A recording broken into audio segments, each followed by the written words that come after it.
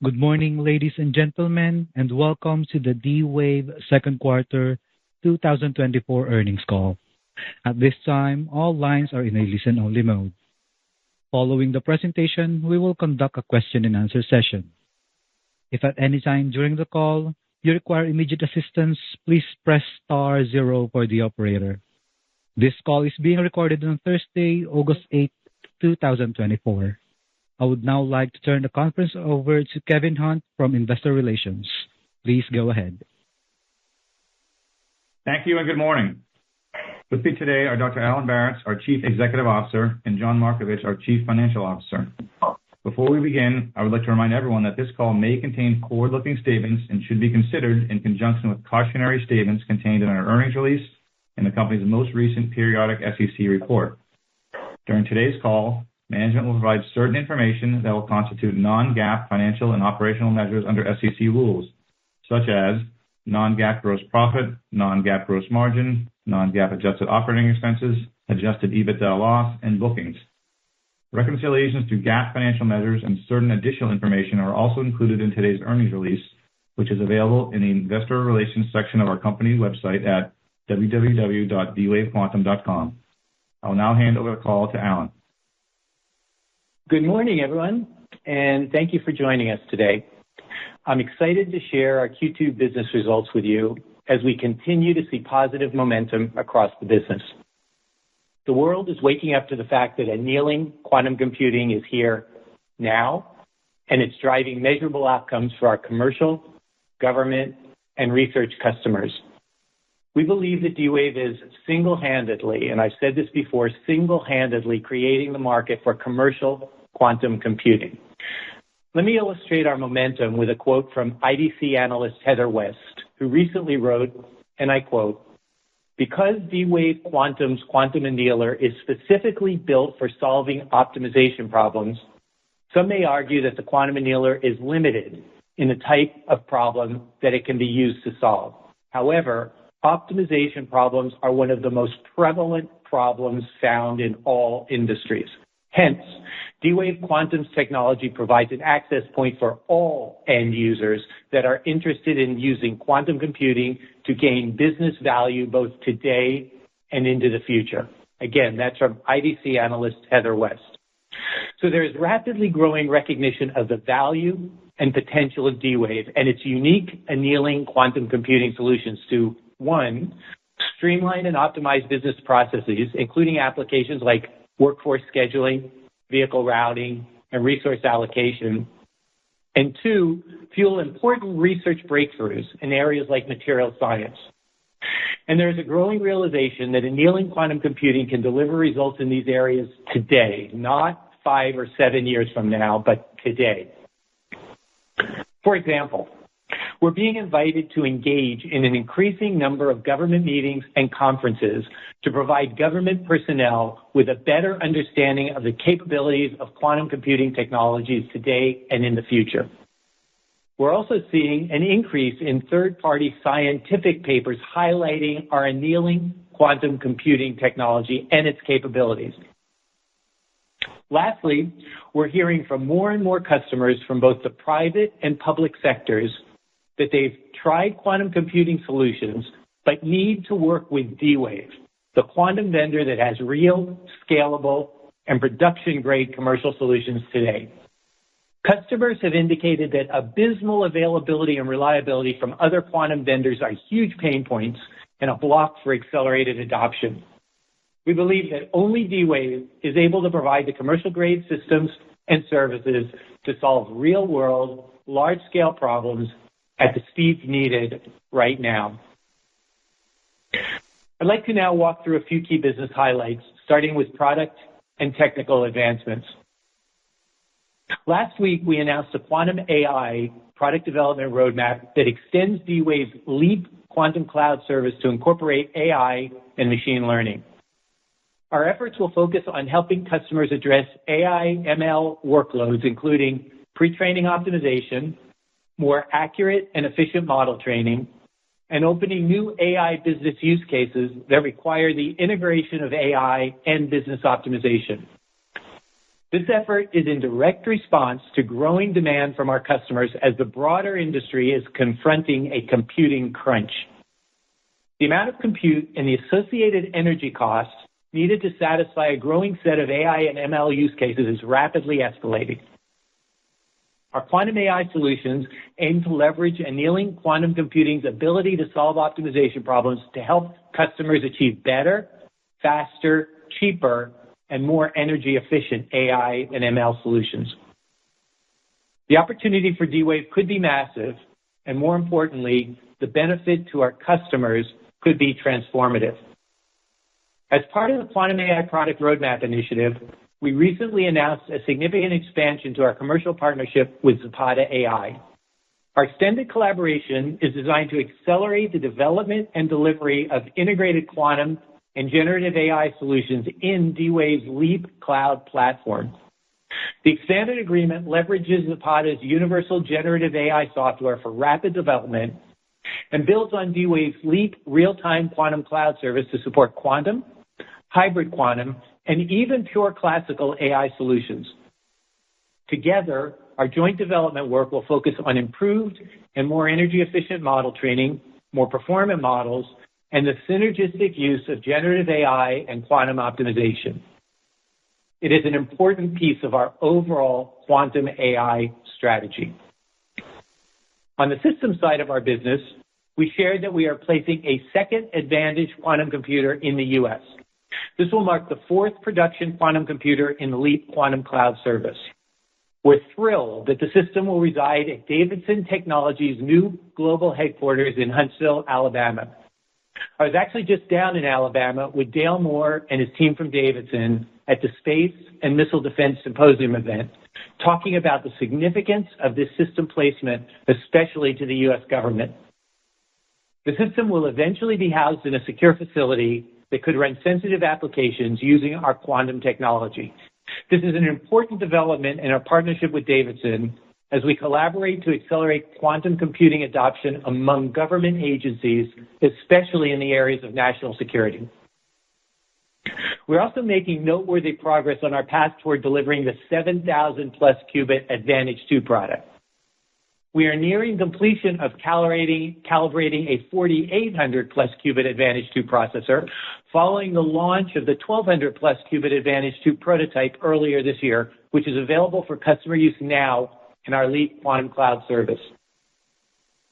We are also furthering our ongoing development of new control protocols that should help customers perform expanded and richer quantum computations on our QPUs.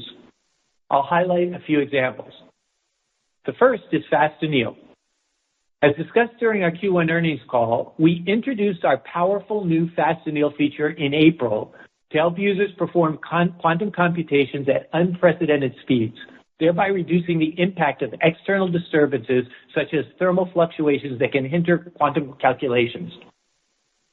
Customer response has been incredible, as they have now submitted 2.5 million problems using this feature. The second is cyclic annealing. Research and development of cyclic and iterative annealing protocols are underway. We could extend the coherent regime across multiple cycles. This means that the system could potentially provide the same performance benefits that would result from much longer coherence times. Truly exciting work is happening here. The final is Bell inequality violation. By leveraging novel QPU control protocols, we have been able to show a violation of Bell's inequality, which is a widely recognized signature of quantum behavior in the fabric of our annealing QPUs. We are able to produce targeted qubit excitations and analyze and read out qubit state in arbitrary bases midway through the annealing process. This enables us to explore both digital and analog quantum computing protocols in the same processing fabric and potentially opens up important new applications opportunities such as much richer quantum distributions for generative AI architectures. Now turning to software. We launched a new nonlinear program hybrid quantum solver in June. This new solver enables customers to tackle real-world problems of growing complexity, supporting up to 2 million variables and constraints, which represents a tenfold increase in problem size capacity over other D-Wave solvers for certain applications. We also introduced new demos of applications built with this new hybrid solver addressing vehicle routing and flow shop scheduling. These were introduced at our annual Qubits user conference in June.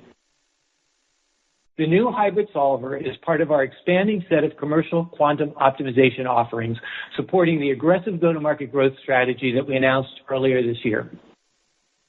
During the quarter, we also continued to expand our extensive patent portfolio, totaling over 240 issued U.S. patents, with more than 60% of our patents covering both annealing and gate model technologies. D-Wave's patent portfolio is ranked as the third largest quantum computing patent portfolio in the world, behind only IBM and Google.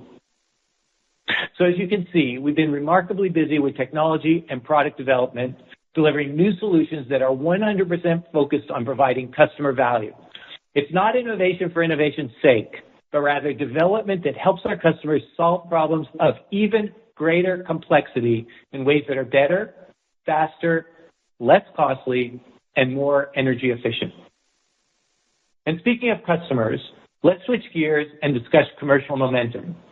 Our second quarter 2024 bookings mark our 9th consecutive quarter of year-over-year growth in quarterly bookings. In comparing the most recent 4 quarters with the immediately preceding 4 quarters, our customer count rose from 114 to 130. Commercial customers went up from 70 to 77, and we counted 26 Forbes Global 2000 companies as customers, constituting 33% of total commercial customers and 26% of total revenue. We are working with customers on a wide range of quantum optimization applications, including body shop scheduling and vehicle routing. Let me highlight a couple of examples. First, we are working with Ford Otosan, an automotive manufacturing company based in Turkey that is equally owned by Ford Motor Company and Koç Holding. Together, we have built a solution to generate a sequencing schedule that maximizes vehicle production for the body shop. The quantum optimization application was able to schedule 1,000 vehicles per run in under 5 minutes compared to 30 minutes using their current process. Next up, Hermes Germany, a leading logistics service provider in Germany, is working with us and our partner, Quantum Basel, to explore a vehicle routing quantum optimization application to route trucks from 50 depots to a network of 17,000 parcel shops throughout Germany. The project aims to understand quantum's ability to better optimize these routes in terms of time, distance, and CO2 emissions. And as you can see, this falls right in the sweet spot of the verticalization strategy we've talked about previously, with our focus on manufacturing and supply chain logistics. All are very exciting projects spanning a diverse set of quantum optimization problems. Just as exciting was the quantum industry's interest and participation in our 10th Qubits user conference in June.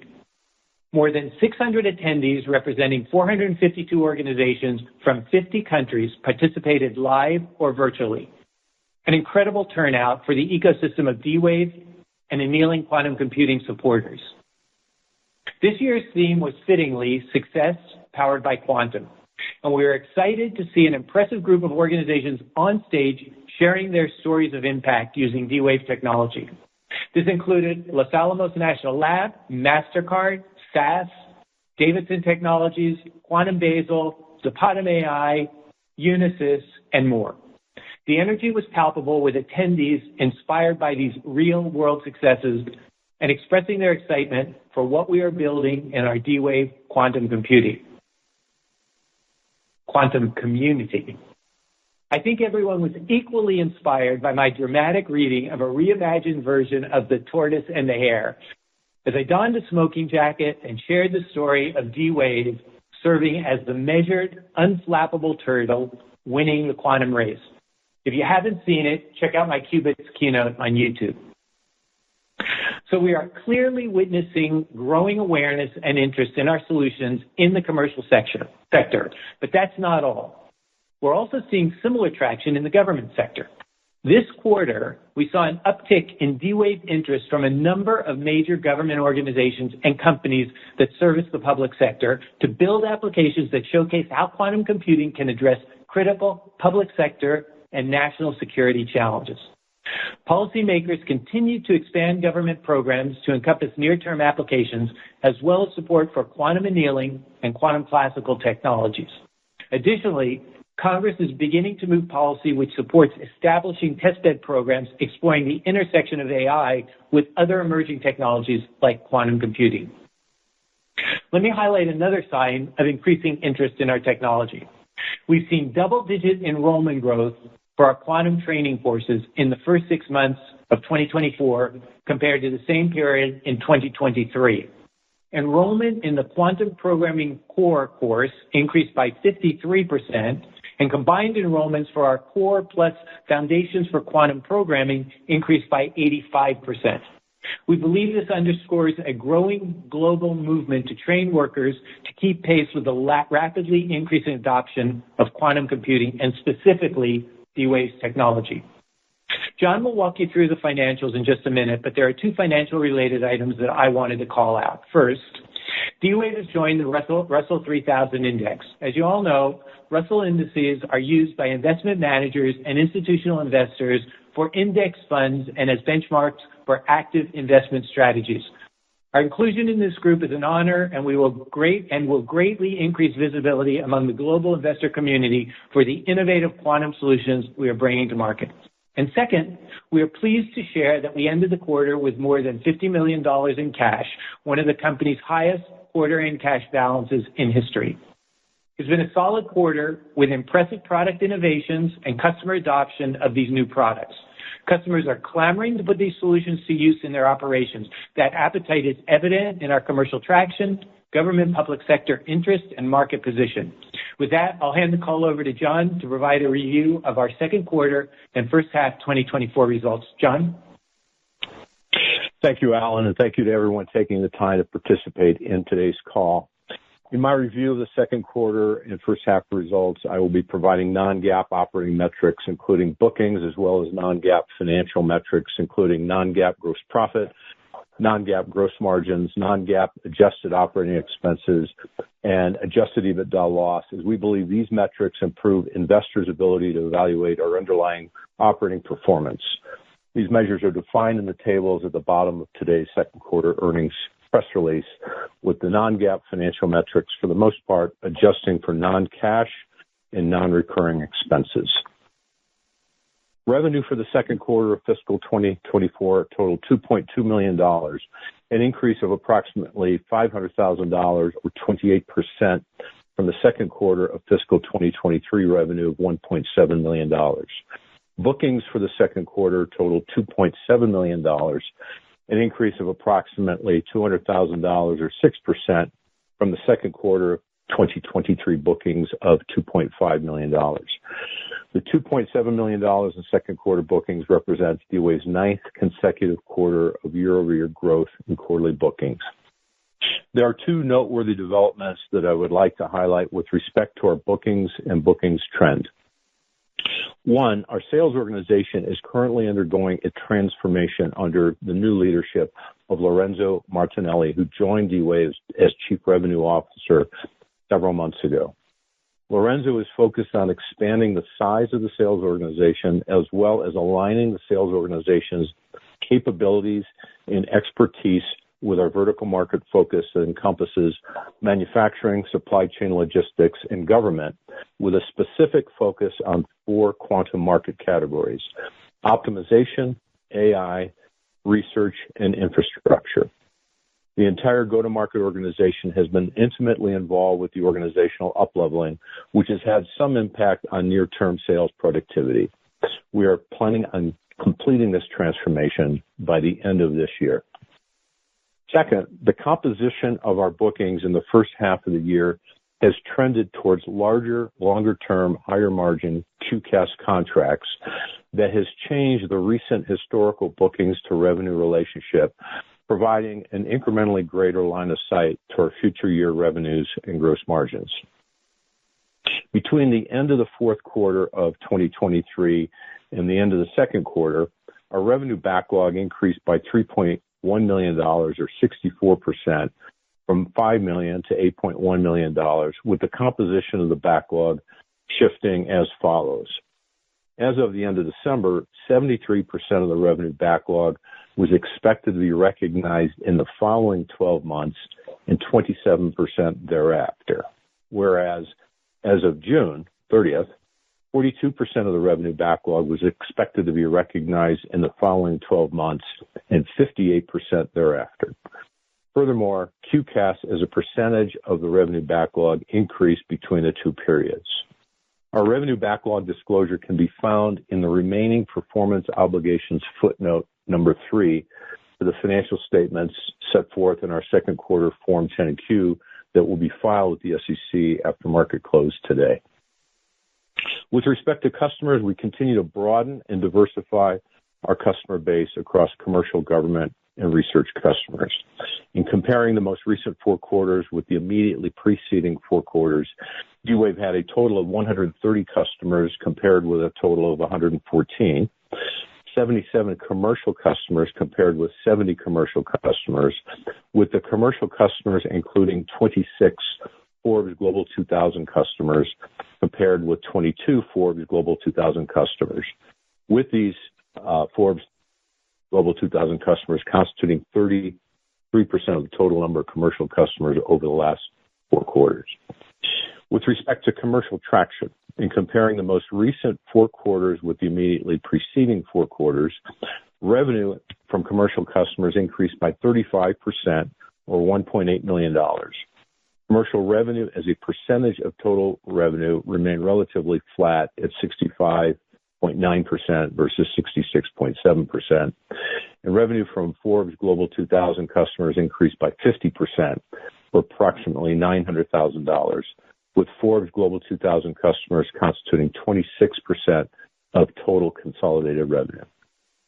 Several of these Forbes Global 2000 customers include NEC, Vinci, Koch Holdings, MasterCard, Bridgestone Corporation, and the Interpublic Group. With respect to gross profit, GAAP gross profit for the second quarter was $1.4 million, an increase of approximately $700,000, or 97% from the second quarter of fiscal 2023 GAAP gross profit of approximately $700,000, with the increase due primarily to the growth in revenue and increased operating efficiencies. Non-GAAP gross profit for the second quarter was $1.6 million, an increase of approximately $600,000, or 61% from the second quarter of fiscal 2023 non-GAAP gross profit of approximately $1 million. Again, with the increase due primarily to the growth in revenue and increased operating efficiencies.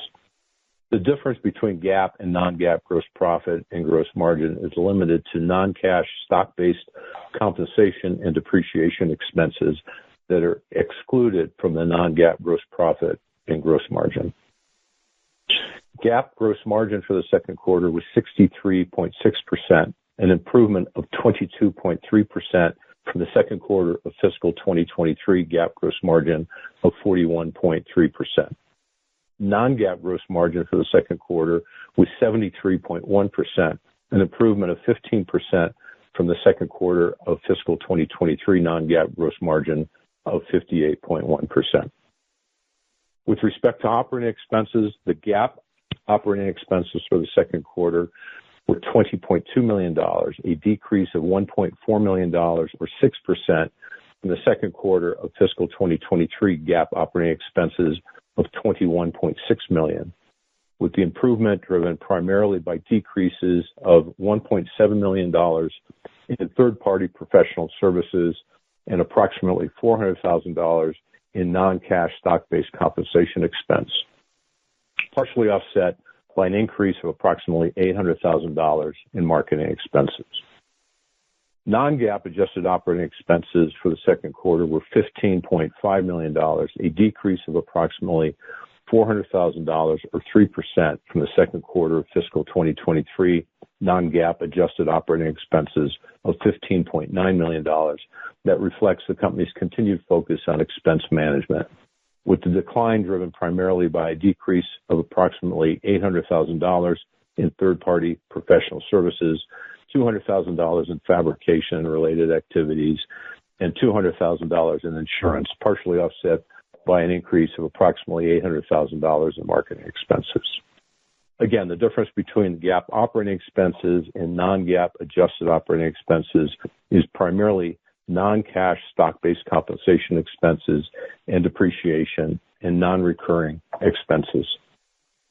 The net loss for the second quarter was $17.8 million, or 10 cents a share, a decrease of $8.4 million, or 11 cents per share, from the second quarter of fiscal 2023 net loss of $26.2 million, or 21 cents per share. Adjusted EBITDA loss for the second quarter was $13.9 million, an improvement of $1 million, or 7%, from the second quarter of fiscal 2023 adjusted EBITDA loss of $14.9 million, with the improvement driven by higher gross profit in combination with lower operating expenses.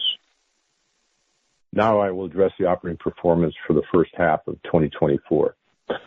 D-Wave's revenue for the 6 months ended June 30th, 2024 was $4.6 million, an increase of $1.3 million, or 41% from revenue of $3.3 million in the 6 months ended June 30, 2023. Bookings for the first half of fiscal 2024 were $7.2 million, an increase of $2.7 million, or 58%, from bookings of $4.5 million in the first half of fiscal 2023. GAAP gross profit for the first 6 months of fiscal 2024 was $3 million, an increase of $1.9 million, or 171%, from GAAP gross profit of $1.1 million for the first 6 months of fiscal 2023, with the increase due primarily to the growth in revenue and increased operating efficiencies. The non-GAAP gross profit for the first 6 months of fiscal 2024 was $3.5 million, an increase of $1.7 million, or 89%, from the year earlier 6 months non-GAAP gross profit of $1.8 million.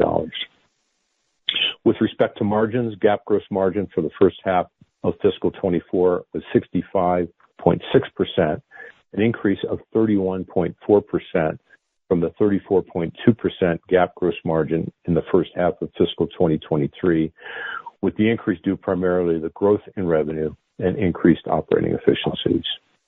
The non-GAAP gross margin for the first half of fiscal 2024 was 75%, an increase of 18.9% from 56.1% in the 6 months ended June 30th, 2023.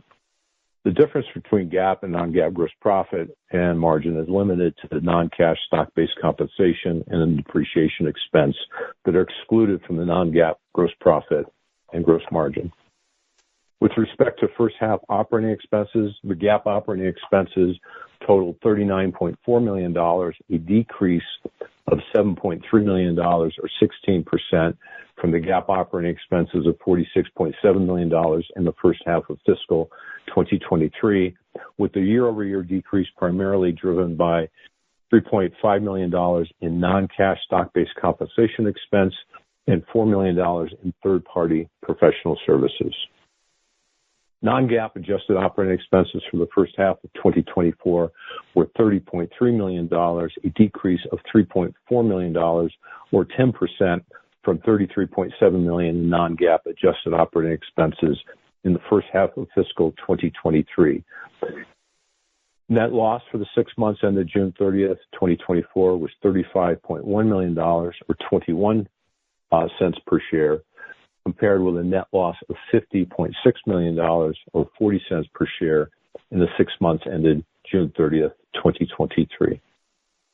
Adjusted EBITDA loss for the first half of fiscal 2024 was $26.8 million, an improvement of $5 million, or 16%, from the adjusted EBITDA loss of $31.8 million in the first half of fiscal 2023, with the decrease due primarily to higher gross profit and reduced operating expenses, particularly with respect to third-party professional services. Now we'll address balance sheet and liquidity.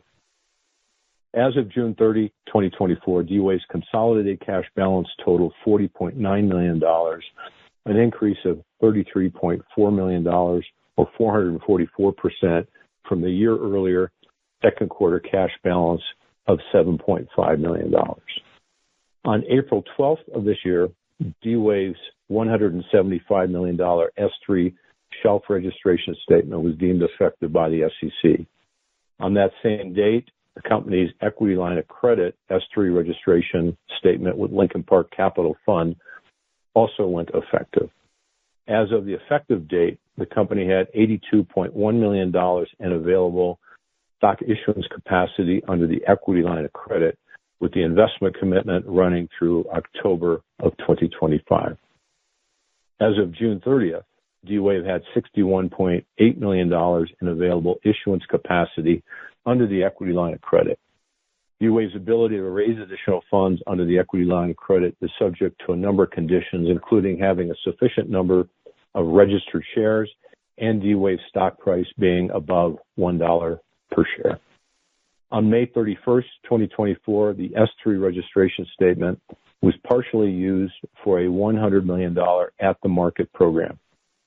As of June 30, 2024, D-Wave had $90.7 million of issuance capacity under the ATM and had a total of $152.5 million in common stock issuance capacity under the ELOC and ATM on a combined basis, as well as an additional $75 million in unallocated capacity under the S-3 shelf registration statement. Subsequent to the end of the second quarter, D-Wave began paying down the term loan with PSPIB Unitas Investments, with payments totaling approximately $15.8 million, leaving a loan balance of about $18.6 million as of today. We are reiterating the full year 2024 financial guidance set forth in our March 28th, 2024 fiscal 2023 fourth quarter and full year earnings press release. Our guidance is subject to various cautionary factors described below. Based on the information available on August 7th, 2024, guidance for the full year 2024 is as follows. We expect the fiscal 2024 adjusted EBITDA loss to be less than the fiscal 2023 adjusted EBITDA loss of $54.3 million. To conclude, as we have previously stated, we believe that D-Wave has the opportunity to be the first independent, publicly held quantum computing company to achieve sustained profitability and to achieve this milestone with substantially less funding than required by any other independent, publicly held quantum computing company. With that, we will now open the call for questions. Thank you.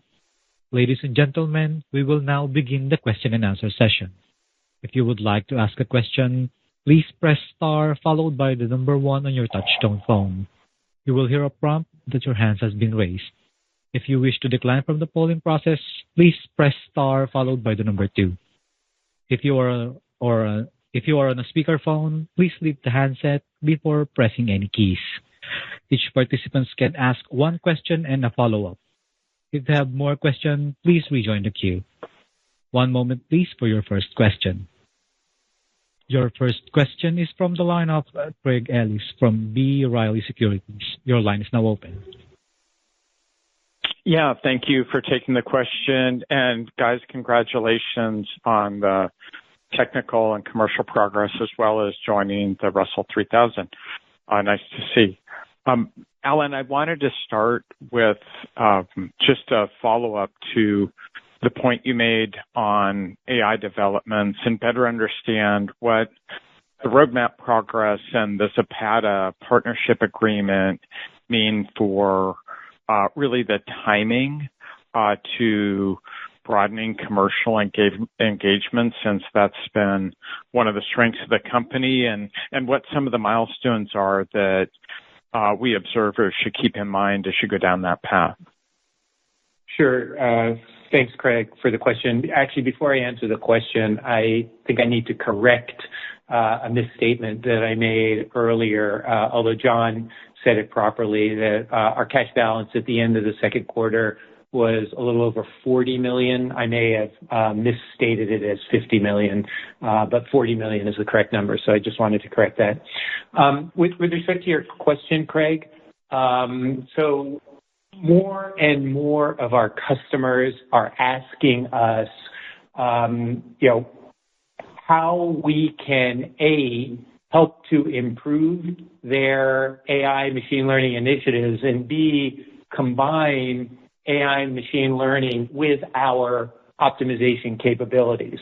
The example of the latter that I often like to use is, AI is good at being predictive, so you could predict demand for products over some future period and then use quantum optimization to optimize the supply chain in support of that demand. So based on these customer requests, we really started thinking through how we could help our customers to better leverage AI and machine learning. And based on work that we had actually been doing ourselves and with some of our customers, what we realized is that we have opportunities in three areas. One is to help our customers build more accurate models by leveraging quantum distributions in the training of those models rather than classical distributions. Two, develop AI machine learning models with much less energy consumption because our quantum computers are very energy efficient compared to GPUs, which are used pretty much exclusively to train models today. And then third, as I said, bring together AI machine learning with quantum optimization. And we've got some early proof points in each of these areas. As we've talked about some work that we've been doing with Triumph, which is a leading scientific research institution in Canada, as well as some other companies that are starting to demonstrate the fact that we can be successful in all three of those areas. And then, of course, Zapata AI has some software that actually can be used to get a quick start on doing this quantum AI integration for model training.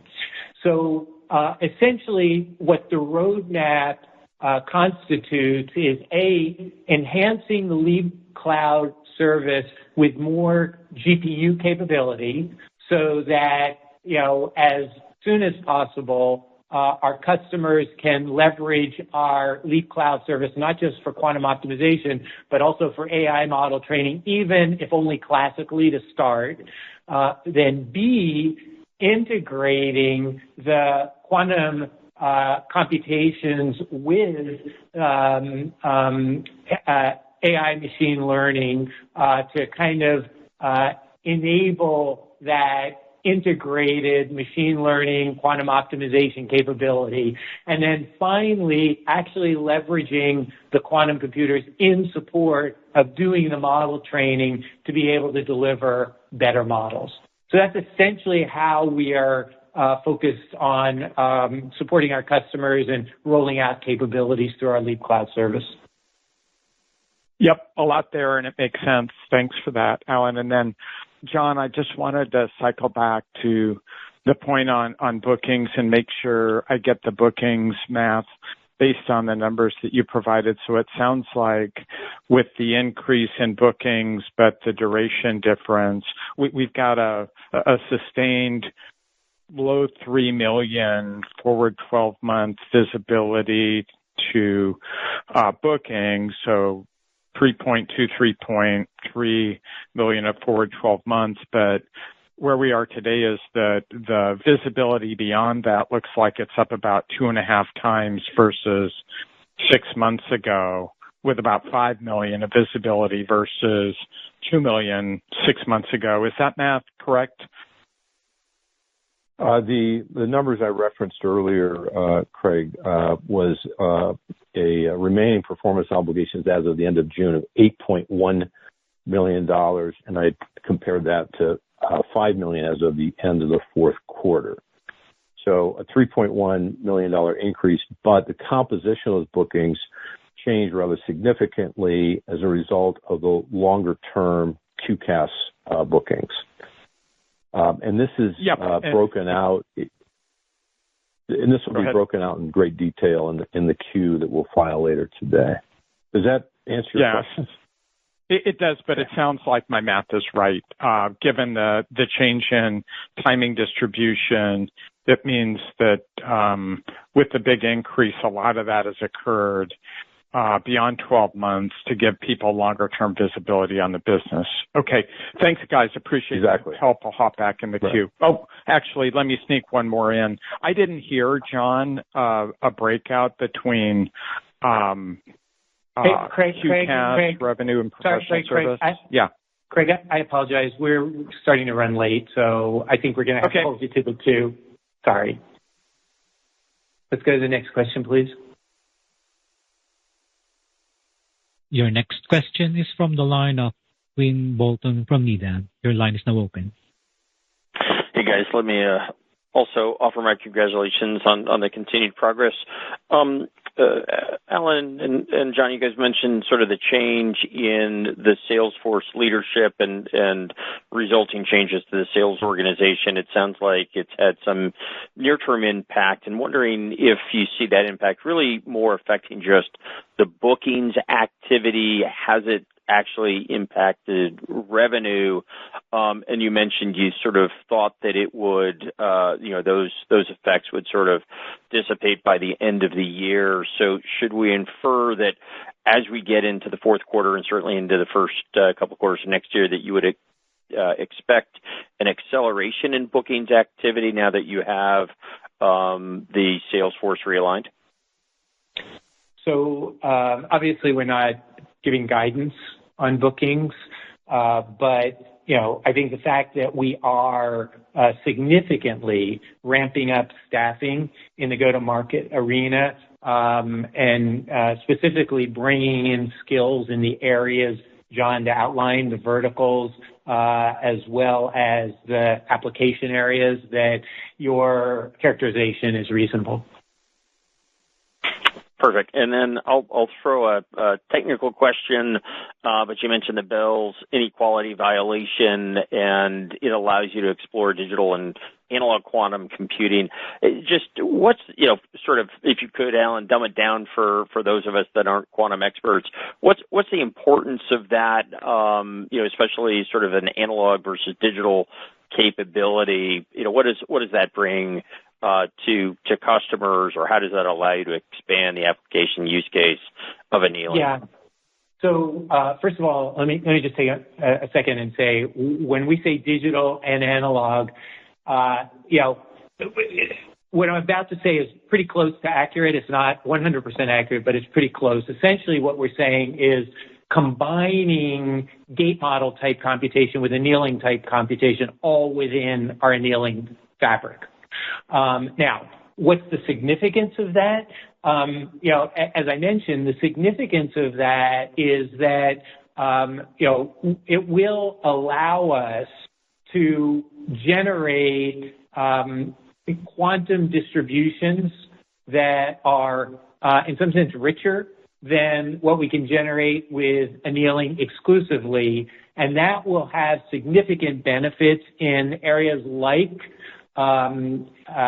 machine learning, model training. And, I think I talked about this briefly in the past, but, doing some exploration in the area of hashing functions, these kinds of rich quantum distributions can be very helpful there as well. So think about energy efficient hashing functions. Perfect. Thank you. Your next question is from the line of Richard Shannon from Craig-Hallum. Your line is now open.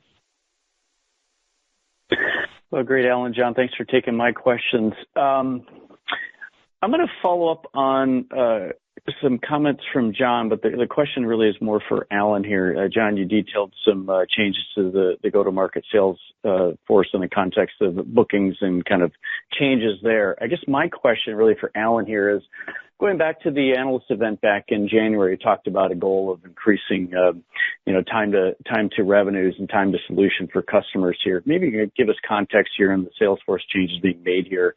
They're affecting bookings. How has that also helped, or maybe just give us an update on how you think your progress is going in terms of accelerating the time to solution from your Salesforce? Yeah. So I think that, as I said at the analyst conference, the approach of focusing on some key verticals and some key use cases, we believed and believe accelerates time to production by allowing us to get the benefits of reuse. In other words, we learn from developing a use case with and for one customer, and we can bring those learnings to the next customer and get better at it, and the next customer, and so on, ultimately being able to move faster and help customers get into production more quickly. That is still our view and our goal, but it does take some time. I mean, this whole notion of learning from reuse means that we need to learn and we need to reuse. So by staying focused, we're making progress toward that end, but it does take some time. And then, of course, as we introduced the new verticalization strategy, it meant we needed to, in some sense, tool up the go-to-market organization with the skills in those vertical areas and use cases to be able to be effective in selling and supporting customers in those areas. And that's all work that we started to put in place, as we were coming through the analyst conference in January. One of the early and most important steps was to hire our new Chief Revenue Officer, Lorenzo Martinelli, who has a strong background in this area and, has kind of worked to, if you like, determine how to best retool the go-to-market organization. And that's now all starting to get implemented, including significant focus on staffing. We will, over double the go-to-market staffing over the course of the remainder of this year. Okay, thanks for that detail, Alan. To follow up on that, seems very interesting dynamics there. My follow-on question is touching on the fast anneal feature. Your press release mentioned you've now got 2.5 million problems, up from 500,000 problems that you mentioned at the conference call a quarter ago. Obviously, impressive growth there.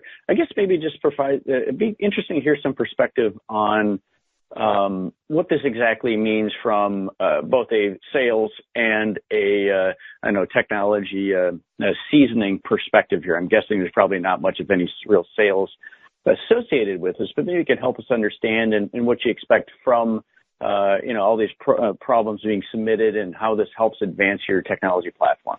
Thanks. Yeah. So maybe two comments. First, the fast anneal capability combined with the 1200 qubit Advantage 2 system that's now available in our cloud service was the platform that we used to achieve the quantum supremacy result. We tried to do that work on the Advantage system, the 5000 qubit Advantage system, but it really required the 1200 qubit Advantage 2 processor with fast anneal because of the longer coherence times. And the longer coherence times combined with the fast anneal means that essentially we can get to solutions faster because we know that the rate to optimality is much faster when we are doing coherent quantum annealing, when the annealing process is running while the system is coherent. And so the combination of the longer coherence times in the Advantage 2 processor with the fast anneal, right, so that the anneal is not living outside of the coherence times, and we're starting to see impact of the external environment, we can get to solutions much faster. So on the one hand, it gave us the quantum supremacy result, which has been invaluable in getting the government, the U.S. government and other governments around the world excited about finally starting to get engaged with D-Wave. So opening up more opportunities for us there. It's also been a supporting message for the commercial market as they get more and more comfort with our technology being able to do things that can't be done classically. And then secondarily, and maybe even more directly, it just means that we are able to deliver better solutions faster to their commercial optimization problems.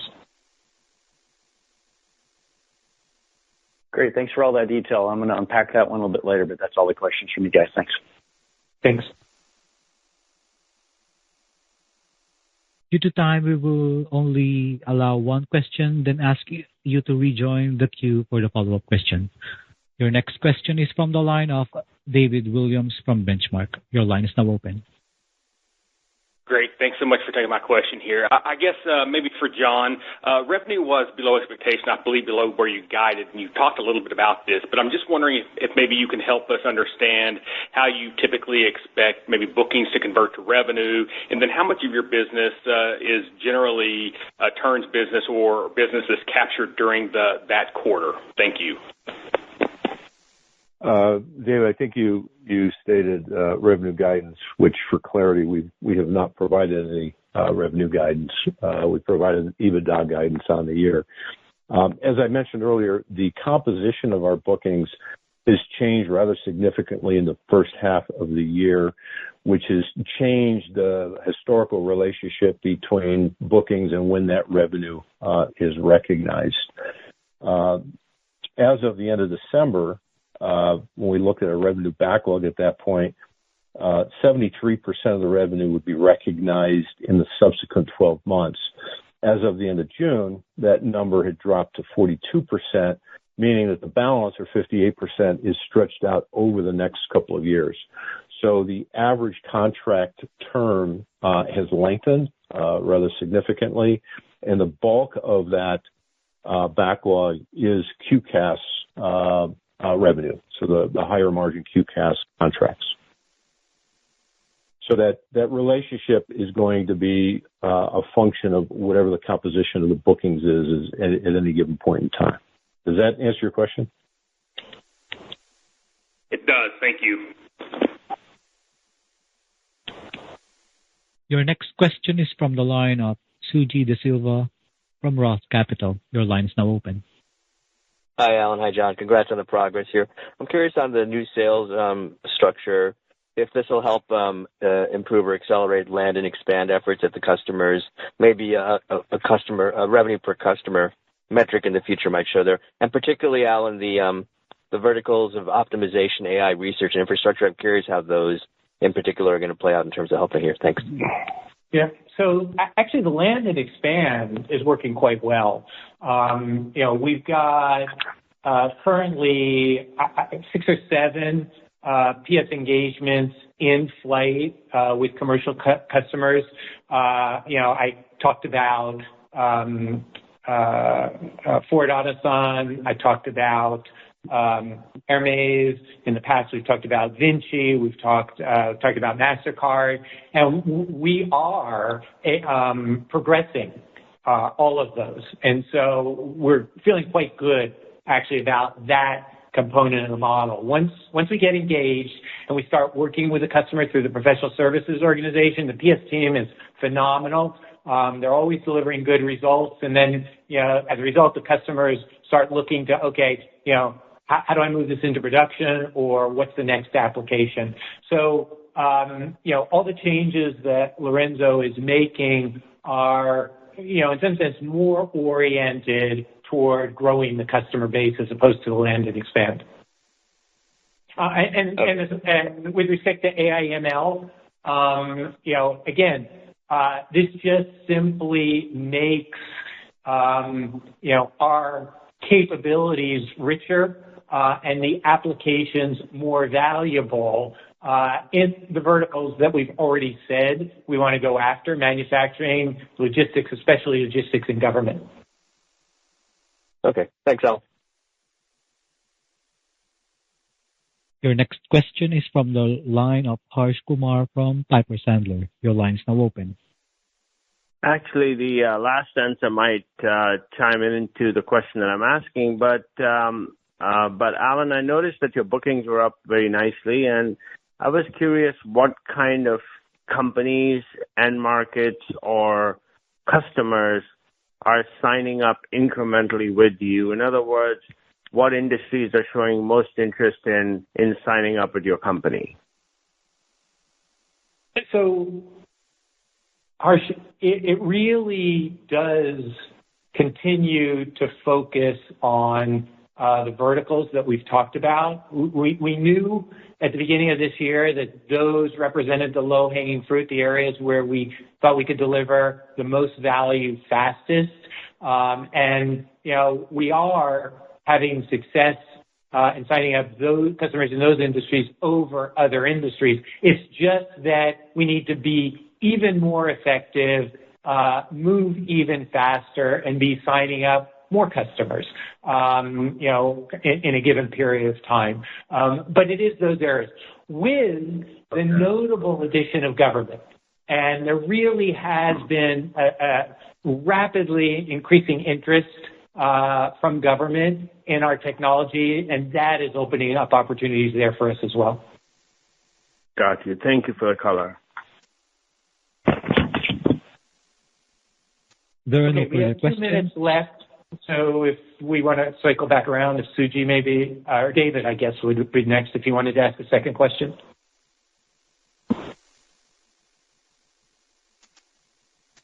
Or Suji or Harsh.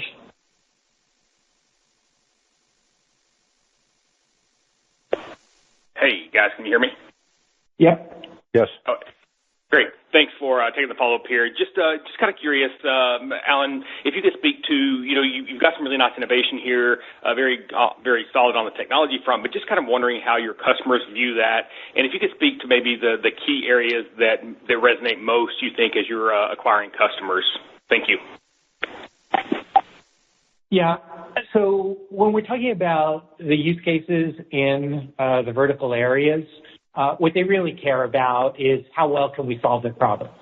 And it's really us being able to leverage our new technologies to be able to solve their problems faster and with greater precision. But at the end of the day, what they care about is solving their problems. What we care about is having the technology that allows us to do that really well.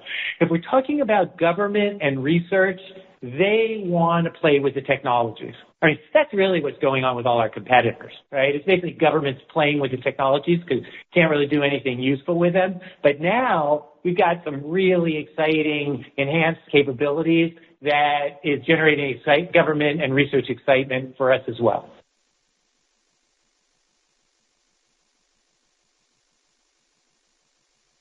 Thank you. Your next follow-up question is from the line of Craig Ellis. Your line is now open. Yeah, thanks for taking the question.